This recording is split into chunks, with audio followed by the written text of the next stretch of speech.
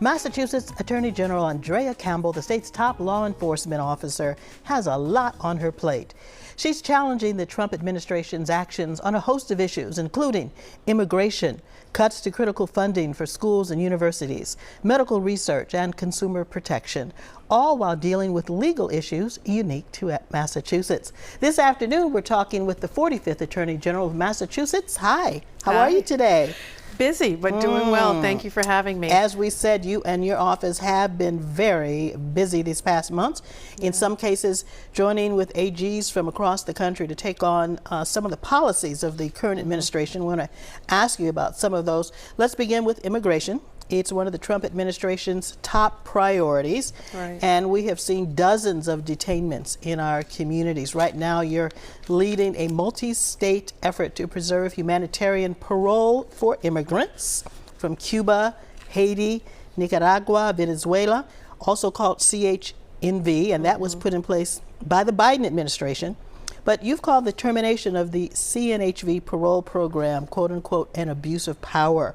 These immigrants had legal status, and they're making significant contributions to our community. But explain what we as a society face without them. Absolutely. So it's unfortunate, disheartening, and disappointing to see the aggressive ICE activity in our communities.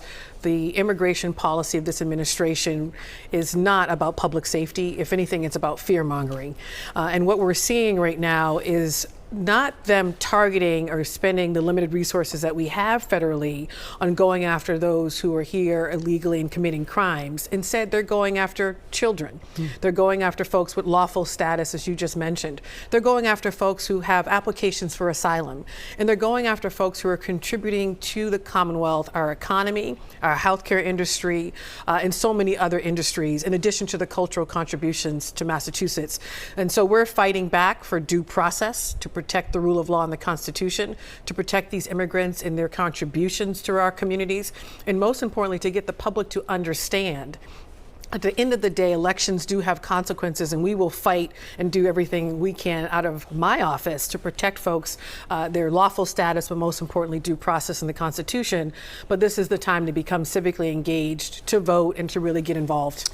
We have a very large Haitian community in our area. What do Haitian immigrants and others on the list who came to Massachusetts for humanitarian reasons face now?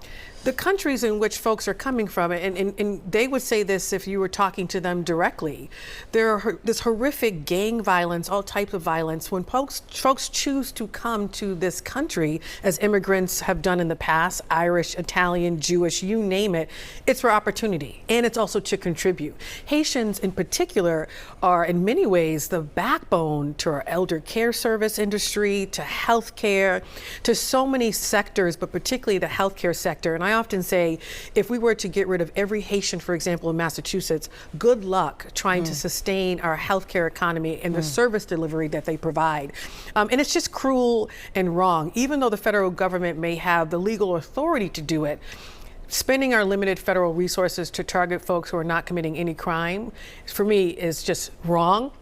It's cruel, and it should be, from everyone's standpoint and position, unacceptable. Now, you released a Know Your Rights guide when it comes to dealing with ICE enforcement. What rights does a person who's being arrested or detained have? What rights do they actually have? So we put out this guidance because we were hearing from the community that they wanted my office to do a lot more. So we will protect access to birthright citizenship, help people find lawyers, help with bond, do everything in our power. But the federal government has significant authority when it comes to controlling ICE, holding them accountable. We have very limited authority in the immigration context, just designed by our federal system.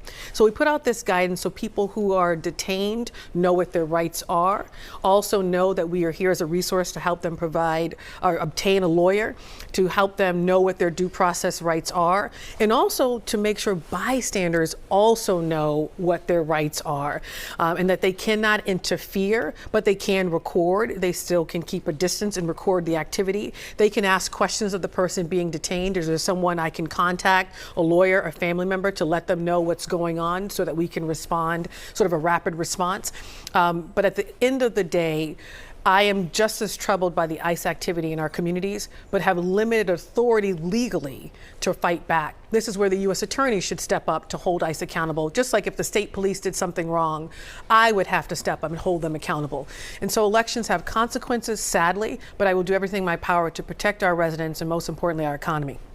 What's your guidance to institutions like churches, hospitals, and schools? We've heard incidents in news recently in Framingham where a Brazilian festival was canceled. I just heard recently that some of the priests are now saying people don't have to come to Mass because they're concerned about, being detained by ICE. What do you say to those institutions? One, I make it crystal clear to folks that the narrative that this federal administration is pushing, that somehow that all immigrants are criminals, is total nonsense. As a law enforcement, the chief law enforcement office, an officer of this state, we have a criminal bureau. We hold folks accountable for trafficking drugs and weapons all the time. But we do it with a sense of compassion and empathy, regardless of whether they're a citizen or not. And if they are not here lawfully and we find them to be doing illegal activity, well, we deport them. Well, we don't go into communities and just round people up, as we saw on the Vineyard, or a 17-year-old in Milford, and cause significant harm. Churches, hospitals, and schools used to be off limits. And so right now, there is some changing federal guidelines that they want to try to change what is safe and what is not.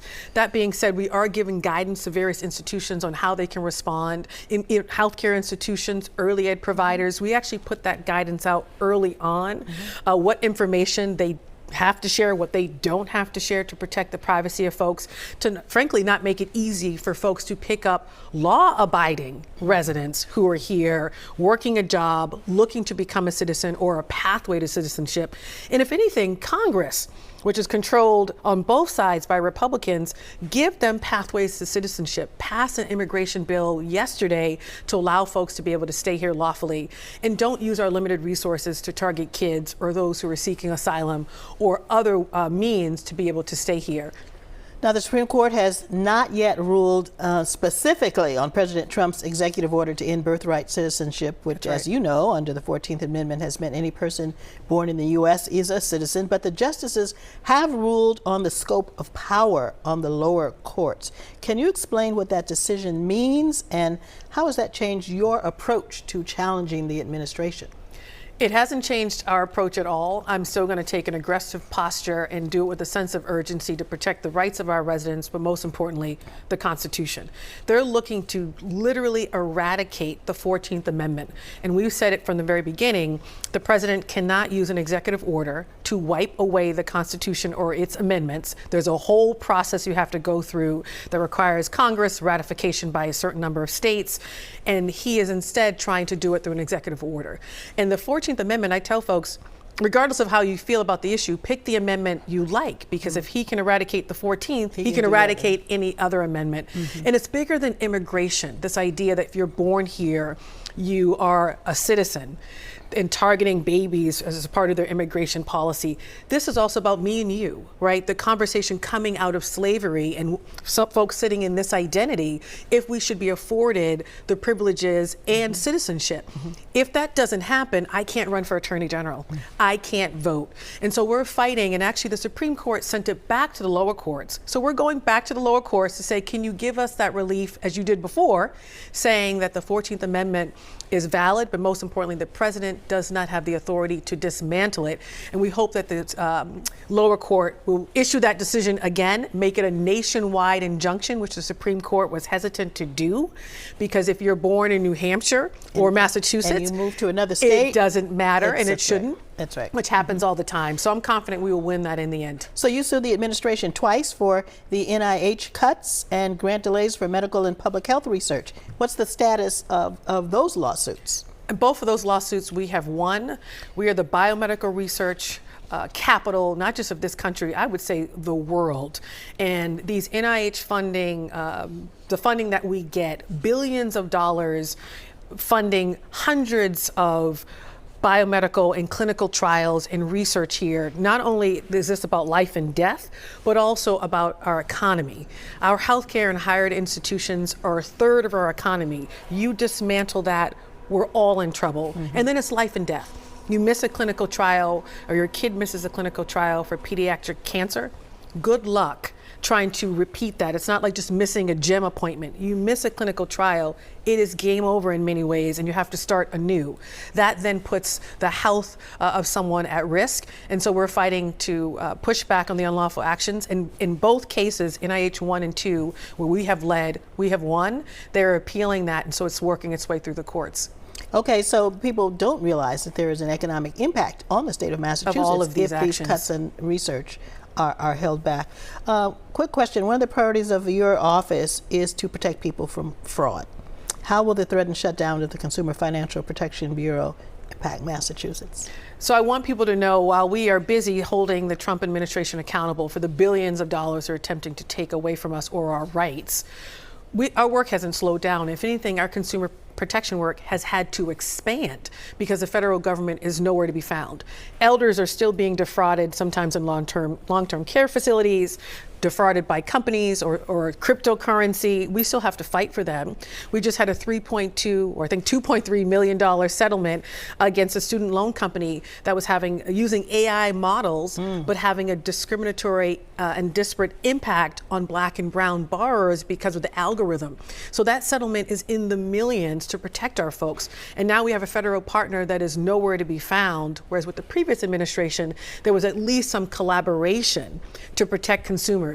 And so fraud, if anything, is probably, by our accounts and metrics, going up. And now we are at the front lines of protecting folks in addition to our federal accountability work. Okay, up next, we're going to talk about the cuts to school funding and a key deadline for some local communities. That's when our conversation with Massachusetts Attorney General Andrea Campbell continues.